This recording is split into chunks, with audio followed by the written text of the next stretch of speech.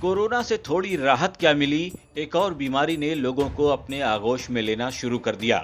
कई प्रदेशों में कोरोना के बाद अब डेंगू और चिकनगुनिया जैसी मौसमी बीमारियां तेजी से अपने पांव पसार रही हैं। राजस्थान के भी कई जिले डेंगू से अछूते नहीं हैं। चिकित्सा विभाग की ओर से लोगों को इस बीमारी से बचाव के लिए तमाम निर्देश जारी किए गए हैं, लेकिन ये बीमारी रुकने का नाम नहीं ले रही। मौसमी बीमारियों की रोकथाम किसी भी सूरत में राजस्थान में सुनिश्चित की जानी चाहिए, क्योंकि विभाग ने सारा प्रदेश जानता है कोविड-19 में चाहे फर्स्ट वेव हो चाहे सेकेंड वेव हो, बहुत ही शानदार तरीके से काम किया और इसीलिए हमारे पैरामीटर्स भी 0.94 आपका मृत्यु दर हो और 99% से ज़्यादा रिकवरी हो। राजस्थान के कोविड मैनेजमेंट की या ट्रीटमेंट प्रोटोकॉल की सब जगह तारीफ हुई।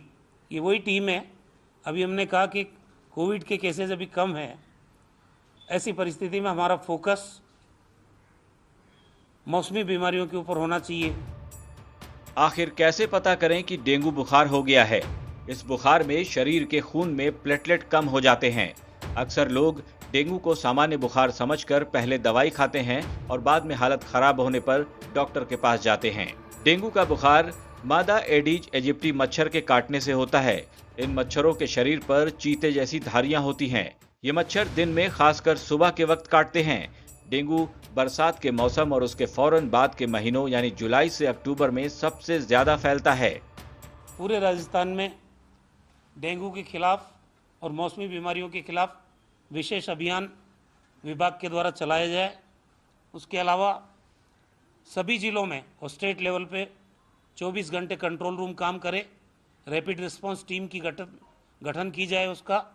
और इसके अलावा जिन जगह पे डेंगू है, चिकनगुनिया है, मलेरिया है, उनके मरीज पाए जाएं, उनके आसपास के 50 घरों में टारगेटेड रूप से एंटी लार्वल एक्टिविटीज़ की जाए। मैं प्रदेश की जनता से भी ये अपील करना चाहता हूं कि जहां कहीं भी ज़्यादा समय तक पानी ठहरा हुआ है उसमें लार्वा डेवलप होता है, और लार्वा डेवलप होता है तो ये डेंगू की हम चपेट में आते हैं। इसलिए अपने कूलर है, कोई टायर में पानी, क्योंकि बारिश भी अभी तक हो रही है, जो ठहरा हुआ पानी है उस पे कम से कम उसको निकाल दें कूलर से या टायर में, कहीं भी किसी बर्तन में रखा हुआ पानी। डेंगू बुखार से पीड़ित मरीज के खून में डेंगू वायरस बहुत ज्यादा मात्रा में होता है। जब कोई एडीज मच्छर डेंगू के किसी मरीज को काटता है और उसका खून चूसता है तो खून के साथ डेंगू वायरस भी मच्छर में चला जाता है। जब डेंगू वायरस वाला ये मच्छर किसी और इंसान को काटता है तो उससे वो वायरस दूसरों के शरीर तक पहुंच जाता है, जिससे वो भी डेंगू वायरस से पीड़ित हो जाते हैं। डेंगू बुखार की मियाद 3 से 10 दिनों की भी हो सकती है।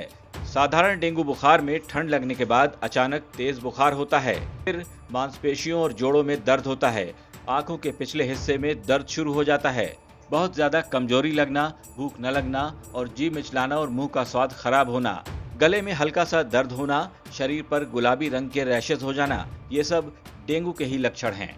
अगर वक्त पर इलाज नहीं करवाया जाता तो ये बीमारी इंसान के लिए घातक भी साबित हो सकती है। डेंगू के मच्छर रुके हुए पानी में पैदा होते हैं, जैसे कूलर, मटका या फिर टायरों के अंदर भरे बारिश के पानी में। इसलिए जहां भी पानी जमा हो वहां डीडीपी पाउडर का छिड़काव जरूर करें और घर को साफ सुथरा रखें ताकि मच्छर पनपने ही ना पाएं। राजस्थान के कई जिलों में डेंगू तेजी से फैल रहा है।